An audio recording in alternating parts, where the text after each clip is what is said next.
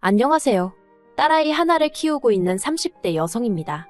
작년까지만 하더라도 남에게 피해 끼치지 않고 나름대로 떳떳하게 잘 살고 있다고 생각했는데 사이코 같은 남편 때문에 제 일상이 산산이 부서져 버렸네요.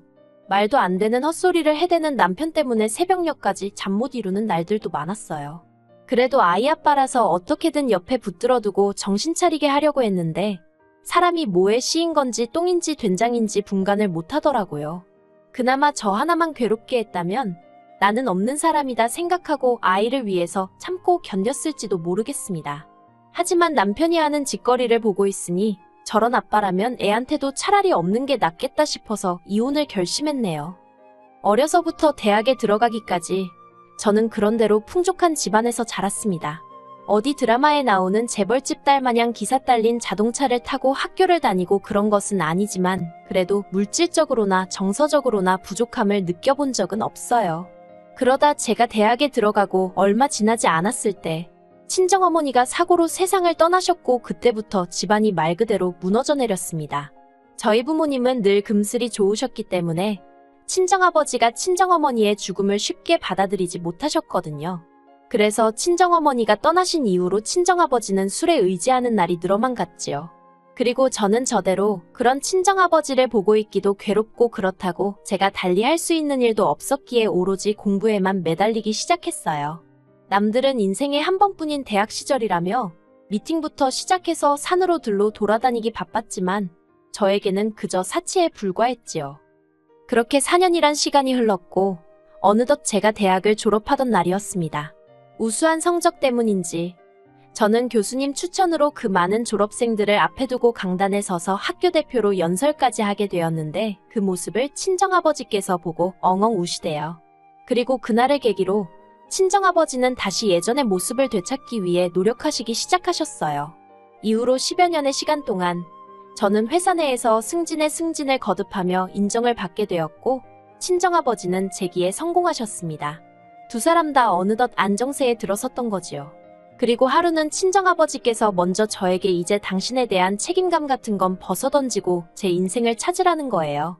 사실 친정아버지께 말한 적은 없지만 언젠가 제가 시집이라도 가면 친정아버지는 혼자 되실 거란 사실이 그게 늘 마음이 쓰였거든요. 그래서 결혼은 고사하고 연애는 생각해 본 적도 없었는데 친정아버지께서 이미 제 생각을 전부 눈치채고 계셨던 모양이 돼요. 그리고 얼마 후 아버지의 권유로 소개팅이라고 해야 할지 맞선이라고 해야 할지 아무튼 남자를 만나보게 되었어요. 아버지 지인의 친척의 아들이라나요? 시청에서 일하는 공무원으로 사람임 성실하고 우직하다는 얘기만 듣고 나간 자리였습니다. 솔직히 연애를 한 번도 해보지 않았던 저로서는 그런 자리가 많이 어색했어요. 그런데 남편 쪽에서 어떻게든 분위기를 재밌게 띄워보려고 노력하고 있다는 것 정도는 알겠더라고요. 그리고 돌이켜 생각해보면 이후로도 남편이 만남이라던가 연락이라던가 먼저 이끌어갔고 저는 따라가는 듯한 모습으로 연애를 했네요. 그러다 결혼 이야기가 나왔는데 친정아버지가 워낙에 남편을 마음에 들어 하셔서 그냥 결혼하는 게 당연히 맞다고 생각했던 것 같아요. 남편은 탄탄한 직장을 다니고 있기는 했지만 10년 차였음에도 불구하고 연봉이 4천 정도였어요. 전 7천 정도 받고 있었고요. 그리고 시부모님은 수도권에 거주하고 계셨는데 아버님은 작은 사무실에 다니셨고 어머님은 파트타임 일을 하시는 평범한 집안이었습니다. 반면에 경제적인 측면만 보자면 저희 친정아버지는 월에 1,000 정도는 벌고 계셨어요. 주말에는 친구분들과 골프도 치시고 여행도 다니셨고요.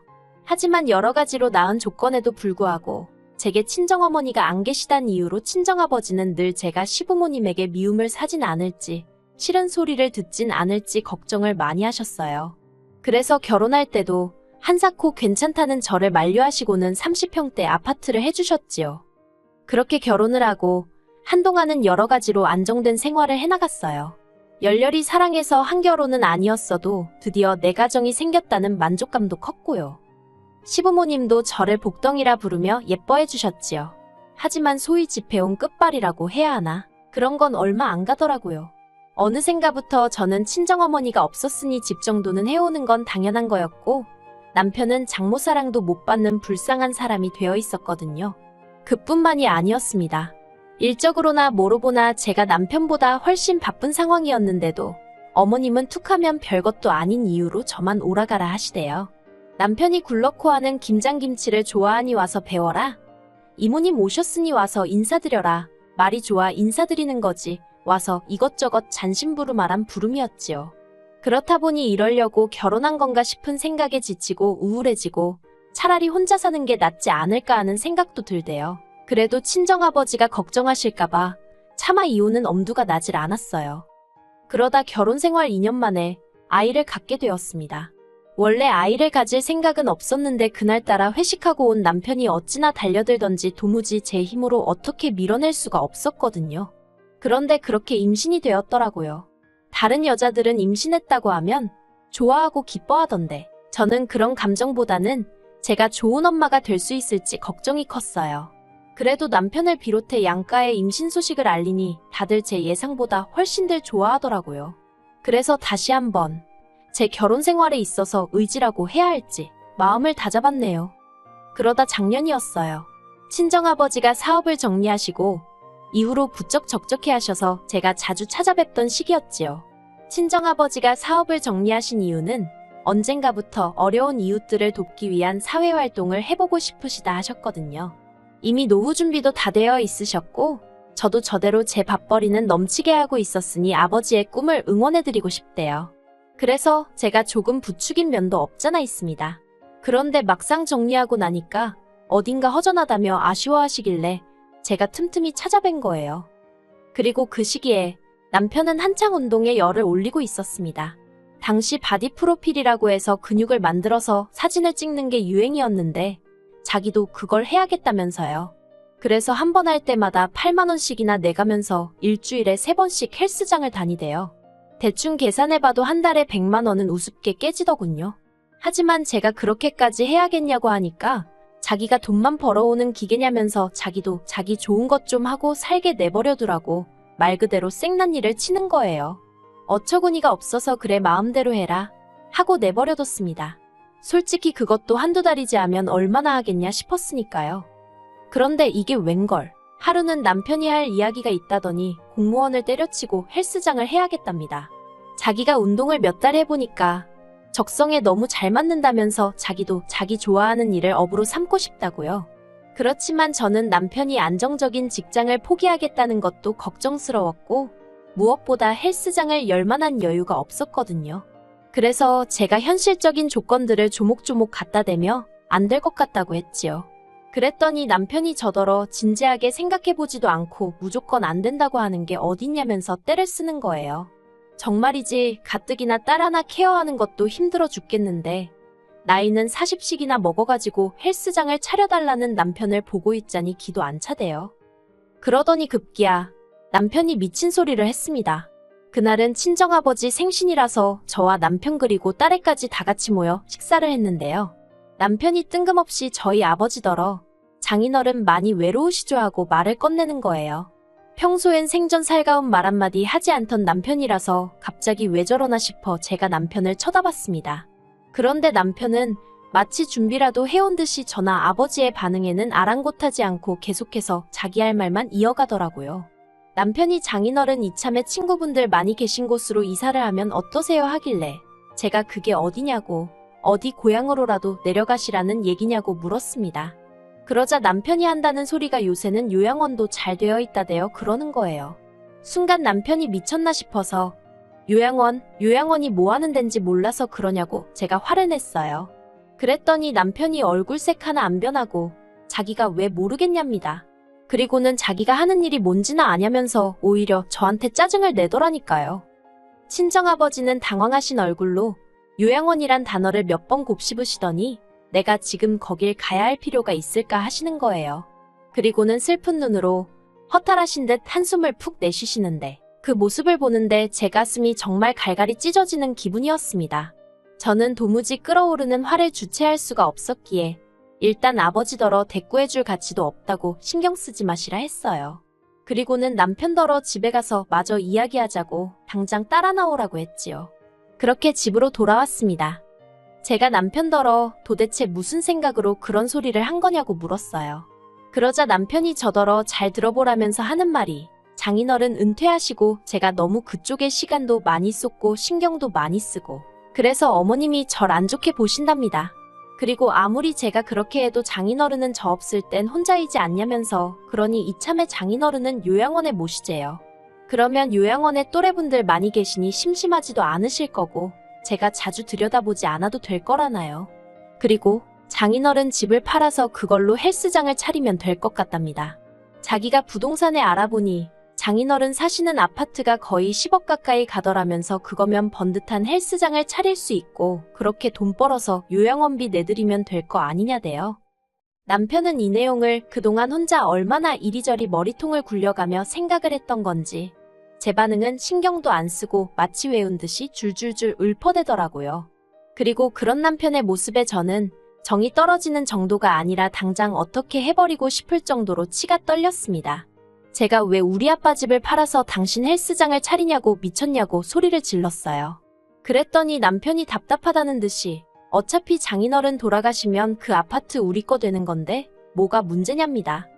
양팔은 물론이고 등줄기에까지 소름이 끼쳤고 저는 남편더러 그런 생각을 하고 사는지 꿈에도 몰랐다고 당신 같은 인간하고 한 이불 덮고 산 내가 미친 X라며 더는 상종도 하기 싫으니 당장 내 집에서 나가라고 했어요.